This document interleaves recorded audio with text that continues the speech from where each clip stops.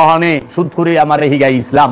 যার বাপ মা সুদ খাইতে খাইতে মরে গেছে গা, জিগিটা সুদ খাই সুদখোর, আমার এলাকা সেই সুদখোরে আমার আমি মুসলমান না অন্য ধর্মের, আমি মুসলমান নাকি তোর মুসলমান লে তুই হুইয়া থাক, তুই সেন কাটাই না মুসলমান, তোর মধ্যে মুসলমানের আদর্শ আছে রে।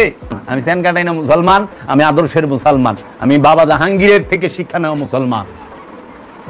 মুসলমান হলে একমাত্র আল্লাহর ওলি, মুসলমান হচ্ছে একমাত্র আল্লাহর নবী রাসূলগণ, মুসলমান হচ্ছে মুমিনগণ। আমানুকে আল্লাহ মুসলমান বলে নাই কোরআন, কারণ সূরা আলে ইমরানের 102 নম্বর আয়াতে বলছে ইয়া আইয়ুহাল্লাযীনা আমানুত্তাকুল্লাহা হাক্কা তুকাতিহি ওয়া লা তামুতুন্না ইল্লা ওয়া আনতুম মুসলিমুন। হে আমানু, তোমরা আল্লাহকে ভয় করো, ভয় করার মতো তোমরা মৃত্যুবরণ করিও না মুসলমান না হওয়া ব্যতীত।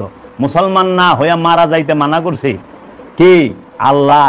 কারে? আমানুরে, মানুষের না আমানুরে। তাহলে আল্লাহর দৃষ্টিতে আমানু মুসলমান না, আর সুদখোর মুসলমান হয়ে গেল গা। আল্লাহর দৃষ্টিতে তো আমানুই মুসলমান না, মানে সুদখোর মুসলমান হয়ে গেছে, ঘুষখোর মুসলমান হয়ে গেছে, সম্পদ জমাকারী মুসলমান হয়ে গেছে, আত্মসাৎকারী মুসলমান হয়ে গেছে গা।